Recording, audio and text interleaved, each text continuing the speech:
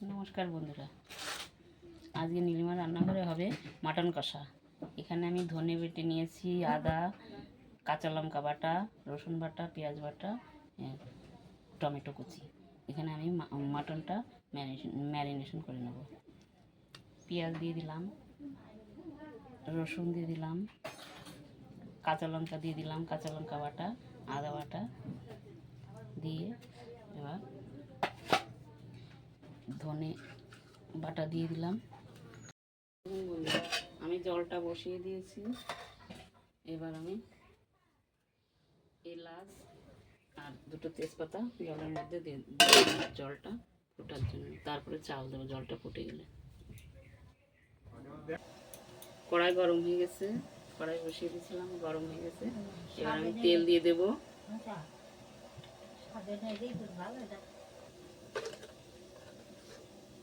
তেলের মধ্যে একটুখানি লবণ দিয়ে দেবো। লবণ দিয়ে এবার আমি ব্রেস্তাগুলো ভেজে নেব। জলটা আমার ফুটে গেছে, আমি চাল দিয়ে দেবো। এবার এই ভাতের জলে আমি একটু সাদা তেল দিয়ে দেবো, যাতে ভাতের গায়ে না লেগে যায়। বেরেস্তাগুলো আমি ভালো করে লাল লাল করে ভেজে নেব, যাতে একটু মুচমুচে হয়। আর একটু আমি ভাজবো। আমার বেরেস্তাগুলো ভাজা হয়ে গেছে, আমি এবার তেল থেকে তুলে নেব।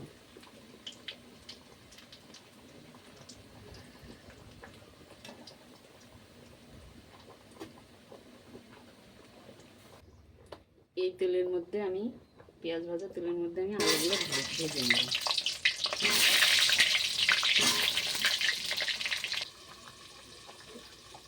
ভাতগুলো আমার 80% সিদ্ধ হয়ে গেছে, আমি ভাতগুলো নামিয়ে ফেললাম। আলুগুলো আমার ভাজা হয়ে গেছে, আমি আলুগুলো তুলে নেব।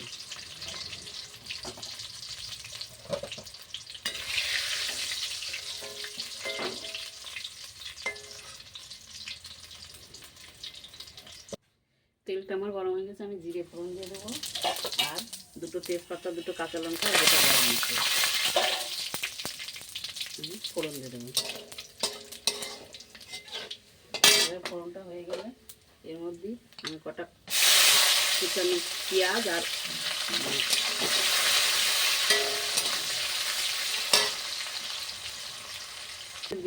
এবার এই তেলের মধ্যে দিয়ে দেবো আমি টমেটো কুচি।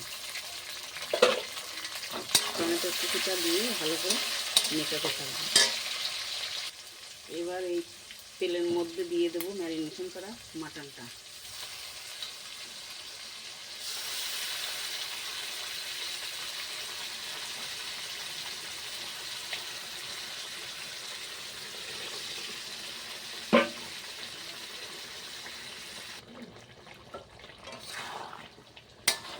মাটনটা আমি নেড়ে চেড়ে এবার ঢেকে দেবো সিদ্ধ হওয়ার জন্য। ঢাকনাটা নামিয়ে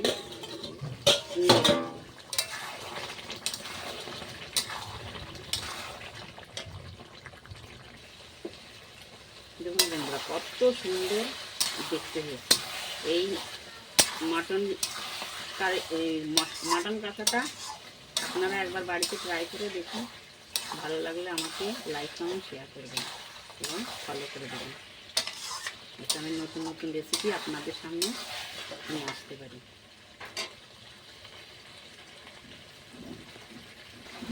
আমার মাটনটা প্রায় সেদ্ধ হয়ে এসেছে, কষা হয়ে এসেছে। এবার আলুগুলো আমি দিয়ে দেবো, এর মধ্যে আলুগুলো দিয়ে দেবো।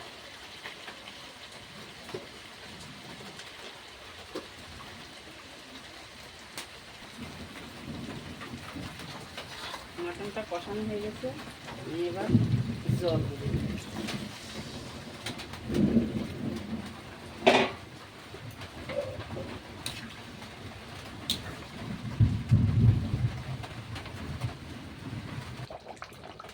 আমার মাংসটা প্রায় হয়ে এসেছে, মাটনটা প্রায় হয়ে এসেছে, আমি এর মধ্যে একটু বেরেস্তা দিয়ে দেবো।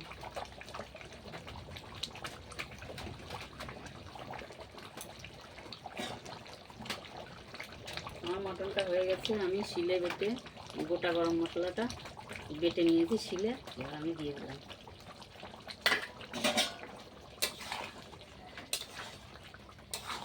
এবার নেড়ে চেড়ে একটু ঘি দিয়ে নামিয়ে ফেললাম।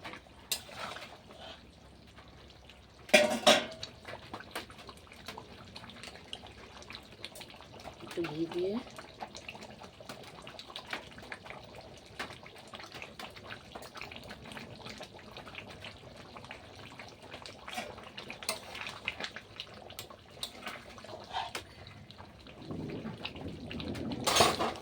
ঢেকে দেবো যাতে ঘিয়ের গন্ধটা মাটনের ভিতর। ঢাকনাটা খুলে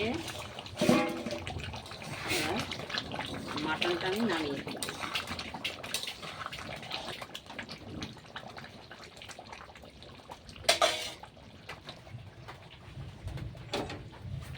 এবার নামিয়ে ফেলব, ঢেলে ফেলব অন্য পাত্রে।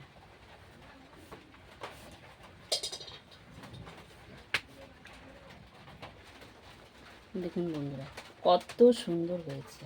আপনারা বাড়িতে একবার ট্রাই করে দেখুন আর আমাকে লাইক কমেন্ট করুন প্রচুর প্রচুর পরিমাণে।